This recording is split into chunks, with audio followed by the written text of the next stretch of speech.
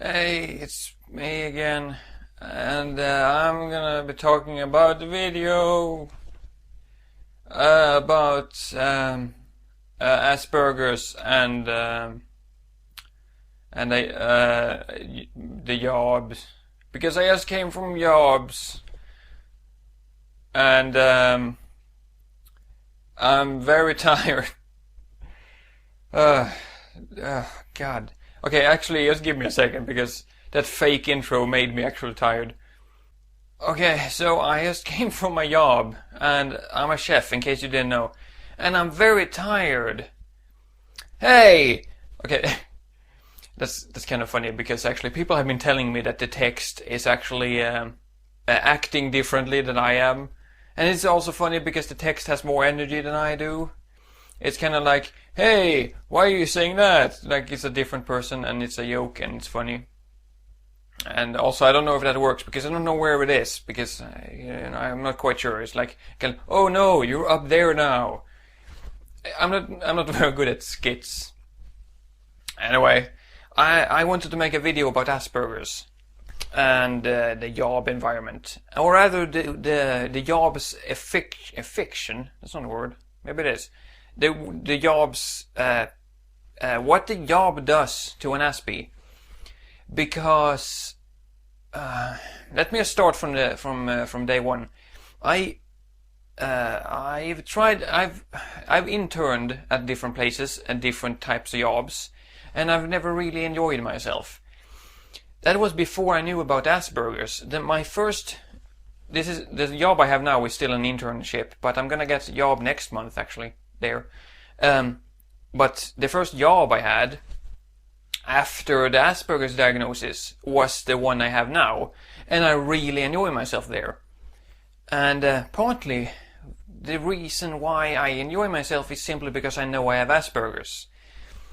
Before, I just didn't enjoy people, and I didn't know that I didn't enjoy people. Yeah, this is gonna be a tired video. If my English is bad, then just excuse me for that. I worked at a post office. I worked at a metal painting thing. You know, where they have like paint that is in like powder form, and it sticks to the metal because it's magnetized, and you don't need to know that.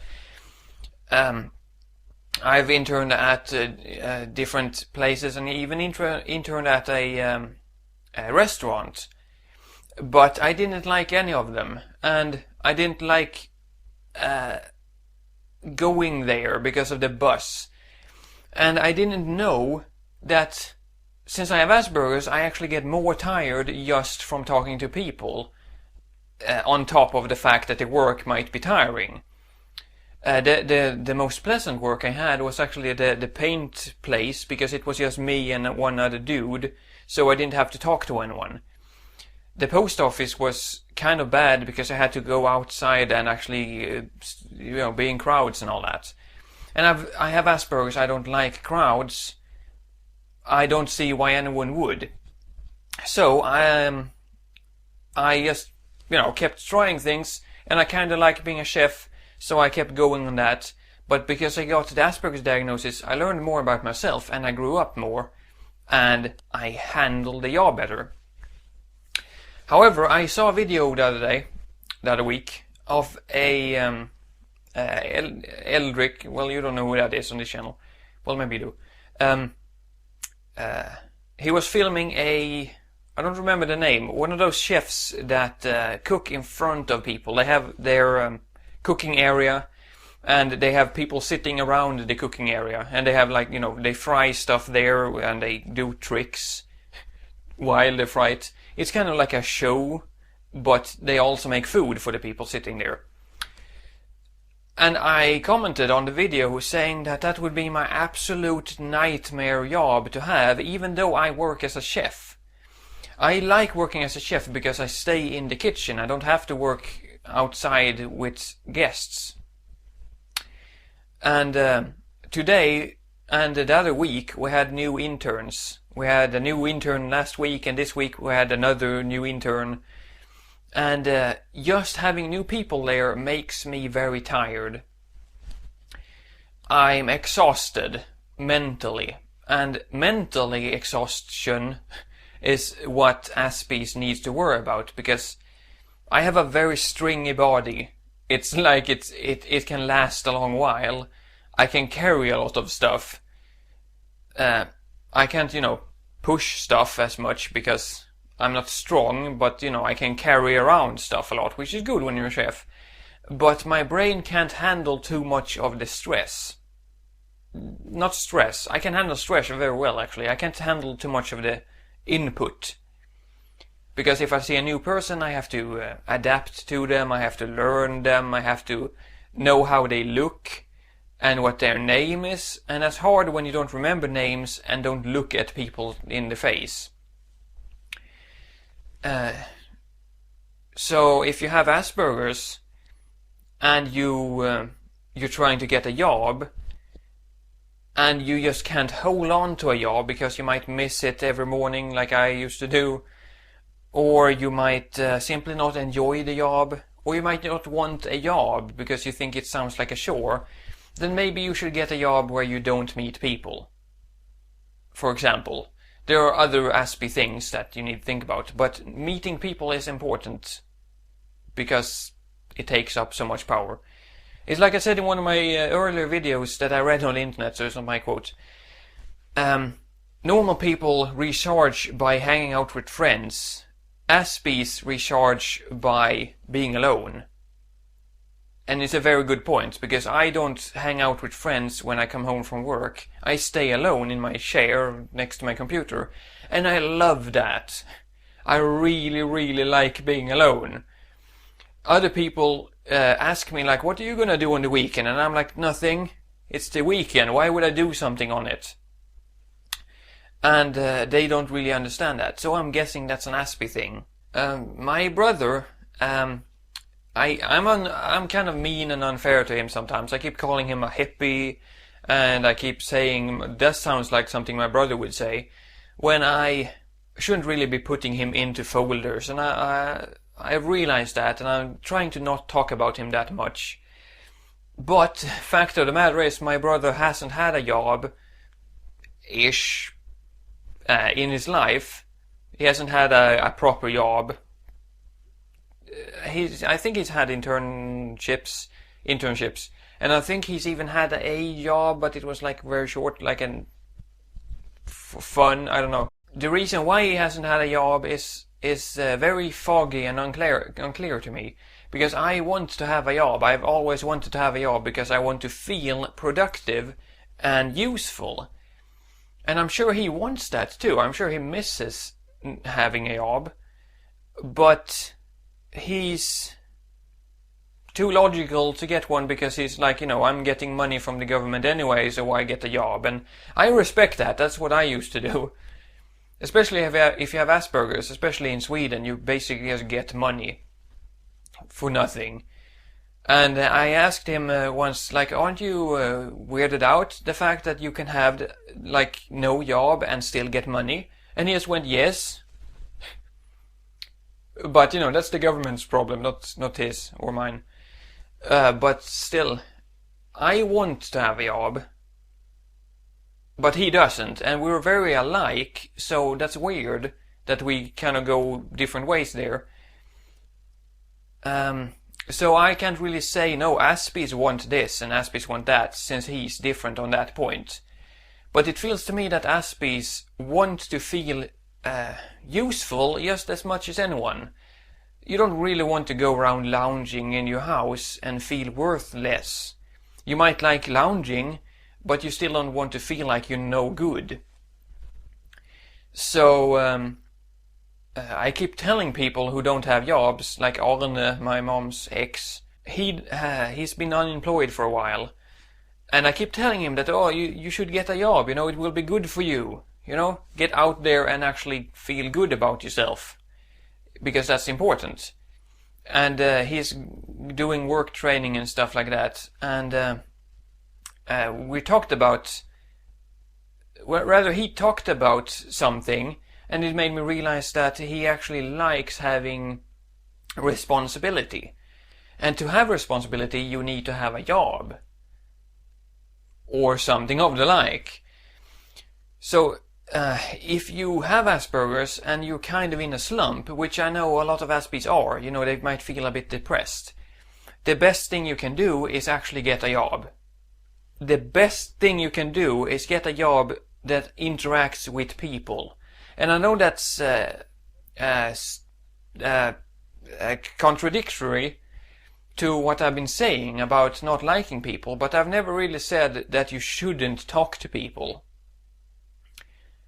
And that's important actually to point out, because I keep talking about how Aspies don't like people. You still need social interactions. I don't just mean with friends, I mean you actually do need to be able to, and you need to want to, talk to strangers. You don't have to do it out of the blue, but you need to be able to...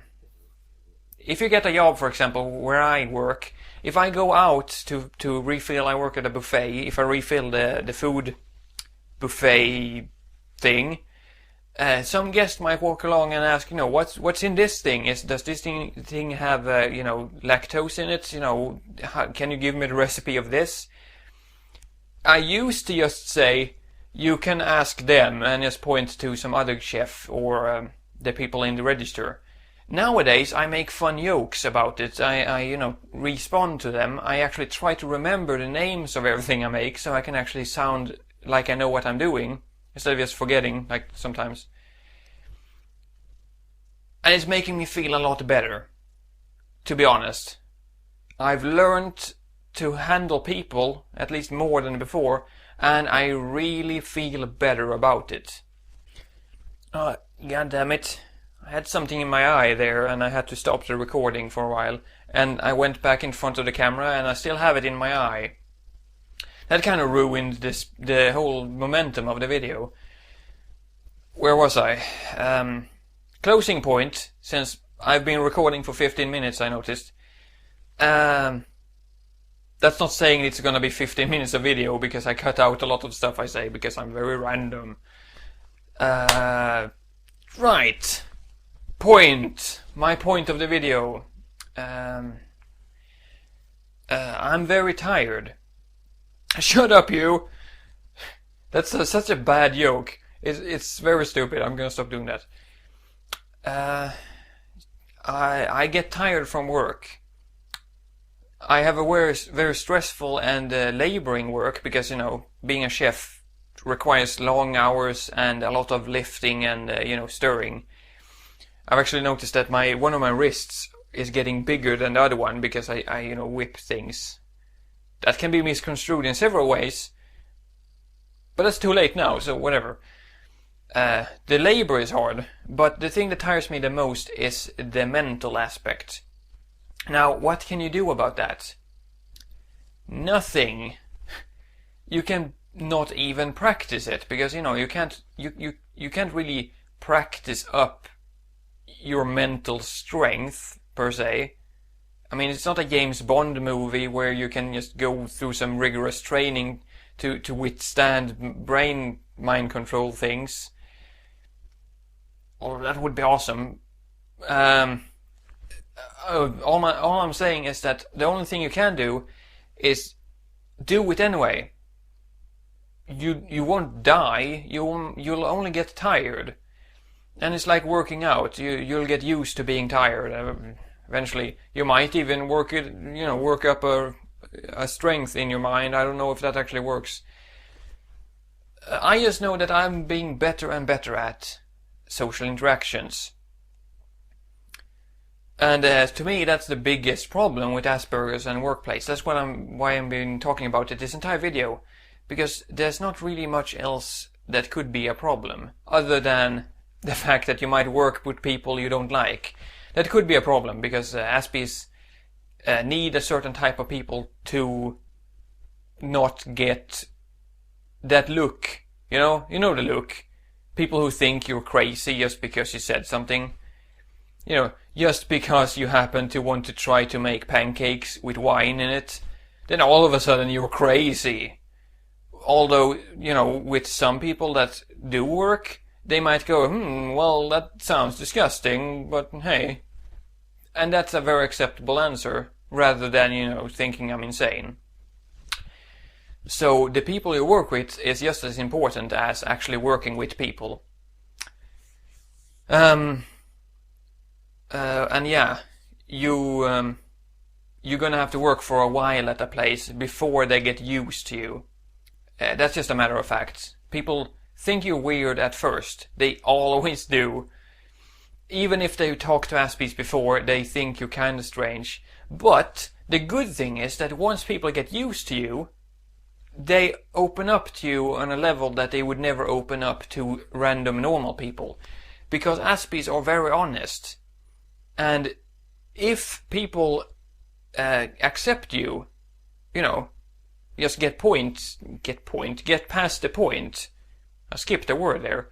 Get past the point where you're annoying. Then they really trust you and they like you.